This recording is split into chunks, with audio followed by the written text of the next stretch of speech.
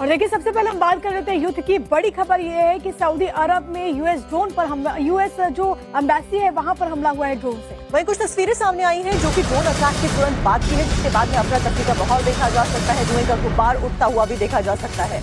तो ये तस्वीरें ईरान ने रियाद में भी अमेरिकी एम्बेसी पर ड्रोन दागे हैं। ड्रोन अटैक के बाद अमेरिकी एम्बेसी में आग लगी है। तो ये जो पूरा गतिरोध है वो लगातार दिन प्रतिदिन बढ़ता हुआ, और सबसे बड़ी बात है कि अब जो यूएस एम्बेसी है, कॉन्सुलेट है, वहां पर ईरान लगातार हमले कर रहा है। तो आप सोचिए कि कई जगहों पर जो एम्बेसी के लोग थे उनको पहले ही निर्देश दे दिए गए थे सतर्क रहने के लिए, क्योंकि ईरान लगातार यूएस के जो हॉट स्पॉट्स हैं, यूएस के जो स्पॉट्स हैं, चाहे वो दूसरे देशों में ही क्यों ना हो, उनको चुन चुनकर टारगेट कर रहा है, रिटेलिएशन मोड में आ गया है। तो लगातार ईरान की तरफ से बात कही गई है कि खामेनेई की मौत का बदला लिया जाएगा, खून का बदला खून। और आपने देखा कि किस तरीके से लगातार ताबड़तोड़ एक्शन किए जा रहे हैं। हालांकि दूसरी तस्वीर वो भी सामने आती है जब ईरान पर भी लगातार अटैक हो रहे हैं।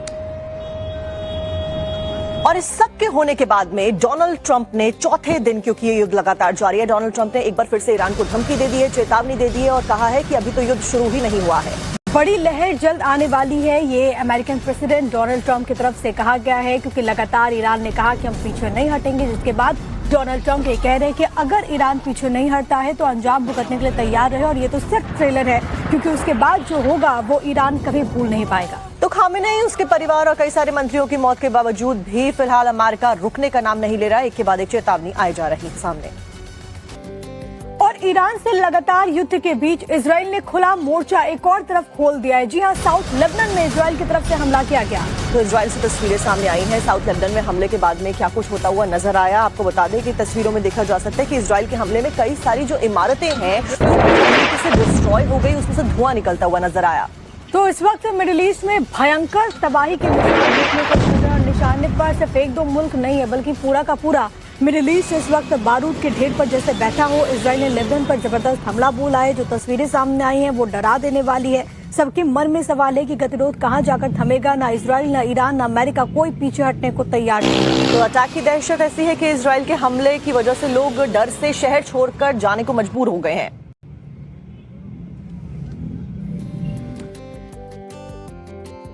इस बीच कुवैत से खबर आपको बता दें, जहां पर अमेरिका के 3 F-15 फाइटर जेट्स के क्रैश होने की खबर है। कुवैत से रक्षा मंत्रालय ने ये पुष्टि भी कर दी है। वीडियो बकायदा सोशल मीडिया पर काफी ज्यादा वायरल है, जिसमें नजर आते हैं कि कैसे जो फाइटर जेट्स हैं उनको यहाँ पर मारा गया है। फाइटर जेट्स क्रैश की खबर है, अमेरिकी एयरबेस के पास क्रैश हुए हैं। रक्षा मंत्रालय जो कुवैत का है उसने इसकी पुष्टि कर दी है। 3 F-15 फाइटर्स को मार गिराया गया है। और युद्ध के बीच में इस तरह से F-15 फाइटर जेट्स का क्रैश हो जाना अमेरिका के लिए बहुत बड़ा झटका है। कुवैत के रक्षा मंत्रालय ने कहा है कि कई सारे अमेरिकी लड़ाकू विमान और भी हैं जो कि क्रैश हो गए हैं। हालांकि सभी पायलट सुरक्षित भी बताए जाते हैं। अमेरिकी न्यूज एजेंसी ये दावा कर रहा है कि अमेरिकी सेना के अड्डे के पास लड़ाकू विमान क्रैश हुआ। क्रैश के वीडियो भी सामने आए, जिसे पायलट पैराशूट से इजेक्ट होते हुए नजर आ रहा है। तो आप अंदाजा लगा सकते हैं इन तस्वीरों को देखकर और खबरों को जानने के बाद में कि किस तरीके से न केवल इजराइल, ईरान, बल्कि अमेरिका को भी खासा नुकसान इस जंग के शुरू होने के बाद उठाना पड़ रहा है। आज चौथा दिन है, बावजूद इसके जंग लगातार तेज होती हुई नजर आ रही। दोनों तरफ से एक्शन और रिएक्शन जारी है।